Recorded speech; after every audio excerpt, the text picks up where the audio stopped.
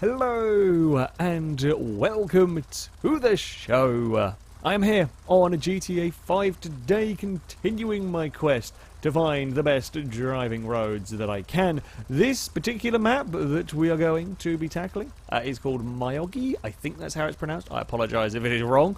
There is quite a concerning end. I mean, you can kind of see it still snaking its way over there.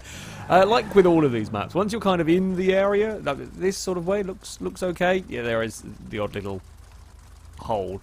Let's not worry about that too much. The vehicle that I'm going to be driving to start with, anyway, this is going to be the slower of the two cars today. As ever, a good driving road must be fun in both slower vehicles and in the ultra fast stuff. So we have got the Vapid Ellie. Essentially, it's the Eleanor Mustang. This one, the old Shelby GT500. We're starting off with a surprisingly long stretch of high-speed shenanigans going on there. Didn't know whether that was going to end up being a hairpin or quite what it was going to entail. Now, one thing I am kind of noticing immediately in terms of these sort of styles of road, this is quite similar to the last one that I got. Although there is kind of a little bit more in terms of runoff area around here. There's a little bit more in terms of the old runoff area. It's not just permanent walled in either side. Now it is these kind of mountain-esque passes. Oh, I've turned in too soon there. Whoopsie. You are fighting, of course, with a lot of very, very blind corners. There is often no real way of telling whether I'm going to be able to take speed through a lot of these turns or not, which does make them a little bit on the scary side on your first time of asking. Thankfully, this is actually a pretty good handling car so far.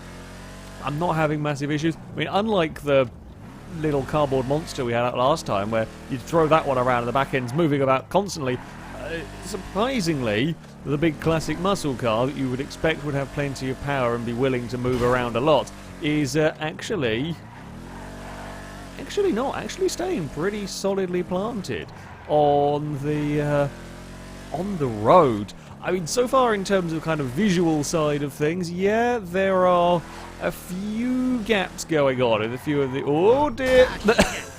That's a tighter corner than I thought it was going to be. I was actually busy looking at scenery a tad there. Whoopsie.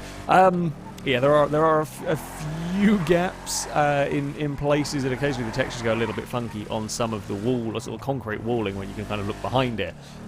You know, at the end of the day, this is not supposed to be in the game. You know, this is some impressive sort of roads that have been modded in, and I can deal with that. I mean, it's nice when it doesn't happen, but I can deal with that. We've got a good enough road so far. This is looking. Oh, hello. I don't know whether this is a. I don't know, we've got multiple routes. Oh, bloody hell, there's a lot more. What's over this way? I was enjoying my driving. Now we've got the whole multiple route things. We're going to go exploring. I mean, exploring often ends up in danger to me. Is this just like a little... Okay. Sure. Doesn't quite lead anywhere. I guess it kind of loops us back down here. Does this go anywhere, or is this just another dead end? Alright, okay, so... Not quite multiple routes. There is... There is junctions and stuff, but not quite leading to a huge amount. Sure, I guess we will continue onwards. I mean, from what I can see, this looks like a very, very long road. Looks like we're going to loop our way up here, and then kind of loop our way along. We've had a lot of these kind of sort of 50, 60 mile an hour corners that just sort of flow through each other, if you like. There's a house there, that'll be alright. Pain to get a car too. Now we're continuing with a fair few of these medium speed corners. Outside of that first bit of high speed stuff, perhaps not quite so much, although it does look like it's getting a little bit faster down here.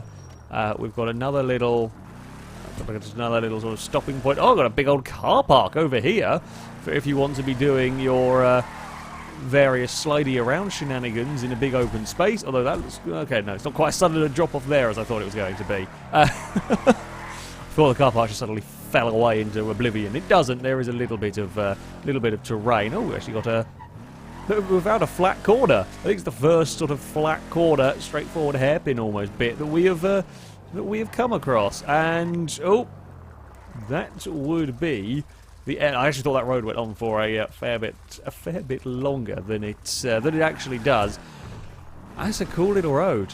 That is a cool, again, much like the previous road that we ran up. It's not massively terribly long, but that can be a good thing in many ways.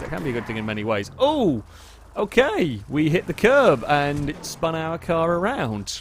That's nasty stuff. I think what we need to do, you see, the Mustang, while I like the vehicle, it suffers from the same age-old GTA 5 cars are never really powerful enough. And this certainly, but this was a very, very planted car on its entire way up there, which doesn't seem right for a GT 500 Mustang. It should be, when you're pushing it really quite hard, a little bit more leery. So let's give it some more power. 50 times power multiplier should do the trick with this. So we're going to head back down the other way. So this, we're kind of heading in this direction, I guess. The route's going to get faster as we go. So we start off with these sort of lovely, flowing, relatively medium speed change of direction areas, which are very good fun when you can get them all right, when you can figure out where you're going, where you're going properly. Anyway, we'll be a little bit careful. I'm slightly nervous of hitting the curbs around here, doing strange things with Mustang. It seems okay. It seems okay at these parts. Like, I didn't find them at any other point until right at that very end bit where we ran over it and that spat the car sideways. This another road, I presume Japanese-based kind of mountain road here that is very narrow. I don't think it's quite as narrow as the last one we went to. This was more consistent in terms of its width. I didn't spin. You saw nothing. I'm going to blame the ditch. I mean, that is basically a ditch down there. That's. Oh, okay. Now, with a little bit more power, yeah, this is now handling more like I would expect a muscle car when you're being a lunatic with the throttle, as I am. Yes, you will spin the muscle car around if you are being a lunatic. It actually still doesn't really, the back end doesn't really want to move. Even giving it this much power, it's still a remarkably planted car, which is, I mean, not expected. Not expected, I'll say that much. Oh, can't save that. That was a wheel in the gutter, I think, that time around that spanned the vehicle. Oh, we're going to get towards some twisty, wiggly sections through all of this. I'm trying to be brave. Even with all of this power, it's still very difficult to be much braver when you've got these tight technical corners. I mean, in terms of a road for overall characteristics, I mean, this does pretty well. We've got some slow speed sections. We haven't really got any. We've got to tell well, was the start, the bottom of the hill, if you like, is the higher speed section. It is predominantly medium speed corners, medium-ish speed corners, and yeah, they're made up elsewhere largely of the lower speed wiggly variety.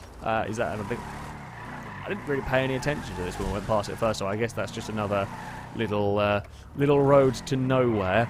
Okay. I mean, it ticks plenty of the boxes. You can certainly have a lot of fun on this road with a slower car. The standard LE is not particularly fast when we compare it to either this one or what we're going to run up here next. So I would say, yeah, the slower cars, this has got enough sort of technical sections that their lack of top speed, their lack of acceleration or whatever, won't hinder the fun. Yeah, the start part is a relatively long straight, or in this case the end part is a relatively long straight where you can stretch the legs of a car like this, but the rest of the course, yeah, plenty of fun. Not crazy, ridiculous elevation changes, no jumps either for us to contend with here. That's a good road. It is, I think it's a very good road. That was, though, of course, driving a normal road car. You see, what I have in mind next is far, far from normal. This is certainly plenty far away from being a regular road car. The Nissan R91 CP, a very, very quick, full-on race car. And this is going to tackle this road with a lot of speed. Now this, I haven't got any crazy powerful modifications for sort of applied, required for this, because the handling file that comes with the mod makes it a very, very quick car to begin with. I'm hoping I can kind of hold on to the insanely fast prototype on our way up this hill. Oh, I mean, we've already got a little bit close to the wall there. Just a smidge close to the wall. That's 160 miles an hour before we jump on the brake. Yeah, it's pretty quick. It's pretty damn quick. If anything, it looks like this is like the tendencies of the handling. This looks like it has a greater tendency to oversteer than the bloody Mustang. The Ellie would go sideways, but only because okay, clonking the barrier is not a good idea there.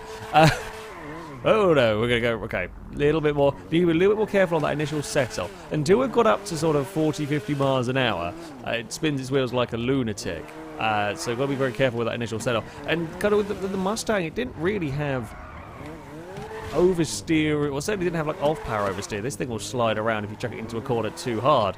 The Mustang, it was only when it dipped below a certain sort of speed, that's when well, let's say what it did below a certain sort of speed. When it broke traction, because you have the huge power multiplier, once it breaks traction a little bit, that's kind of you in trouble. Like, this actually feels more laterally oversteery than the Mustang ever did. I've got to be so I've got to be careful as I continue to mash the throttle out of these corners. I mean, there is a fine balance between all being very, very quick and having a big accident, pretty much.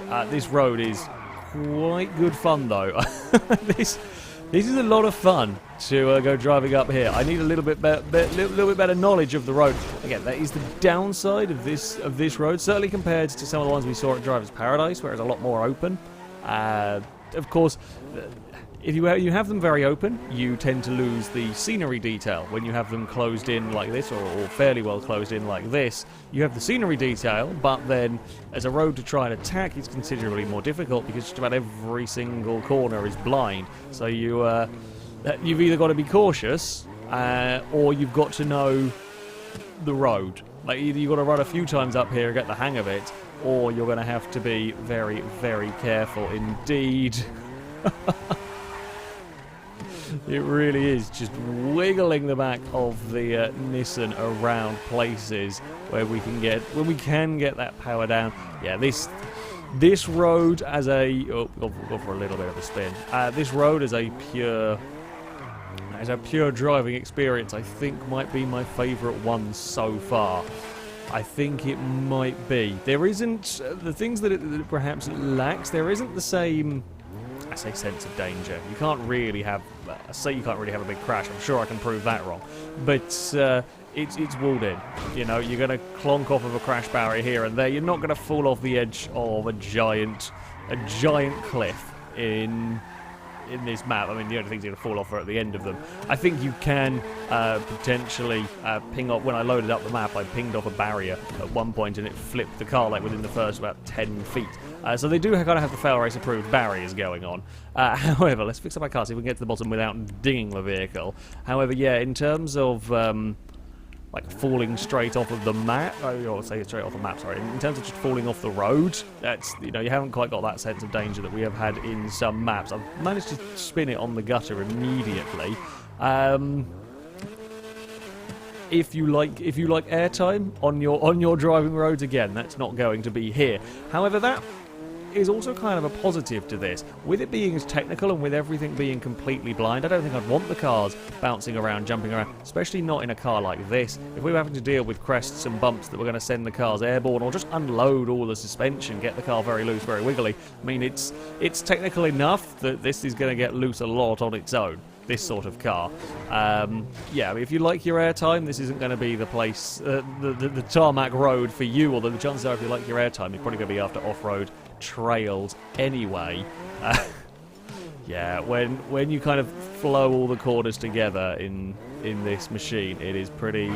It is pretty good. Again, of course, you're not going to be disturbed by AIs. There is no AI pathing up here Okay, we're fine. I was a little bit nervous going through there, but it's all it's all good. Yeah, when you're kind of in the rhythm, when you're not spinning the wheels, just getting that right amount of power out of these corners, it is a very good road to drive down. I would perhaps slightly prefer a little bit more in terms of some higher speed corners, just having one section. I mean, it's nice that there is a section for a little bit of higher speed stuff, but to be fair, you might not want higher speed stuff on completely blind corners. You know, high speed stuff on blind corners is sketchy to say the least, when low speed stuff on blind corners is yeah, causing some issues. But yeah, there's a slight lack of perhaps really high speed corners. Even the speed of this car, and we're regularly sat at about 50-60 miles an hour because you physically can't take any more speed through the corners. Yeah, that would be perhaps the only the room for improvement on here. It's definitely got the low speed stuff. It's definitely got interesting kind of combinations of corners to tackle. Just perhaps a little bit of a lack of the high speed stuff. But yeah, when you're driving it down here in a car like this Nissan, it is really rather brilliant. There, back end just moving around slightly. There we go. It's another quite nice corner. No, I've asked a little bit too much. Thankfully, we have got the grips and the brakes to get away with it. If I do ask a tad too much of the Nissan through one of these corners, now we can unleash the tap slightly on this car. There we go, up towards what we're going to get to. 150, or there may be a little bit of airtime potential there. 170 miles an hour as I'm going to jump on the brakes. Oh, dear. I mean... Okay, I jumped on the brakes a little bit too late. Oh, I've really hurt the Nissan's balked. I broke it completely. Ouch. Well, I mean, yeah, that's a really cool little road to drive down. Really cool little road to drive down. The Nissan's good fun. The Nissan is good fun. It is. Oh, it's a sorry state of affairs, that car. Yeah, this is good fun. Brutally fast race car, as you would expect. Down a road like this one, very, very rewarding. When you get things right, you're going to have to practice that old throttle control. Yes, it's GTA 5, but it doesn't have the most sophisticated car handling physics. However, I mean, that's basically one crash that did that. Yeah, the mechanics are going to have a fun time trying to fix that one up. That, though, is going to be it for this video. As ever, I shall link all of the mods used in the description, so you can download them, have a go with them yourself. But thank you very much for watching, and until next time, goodbye.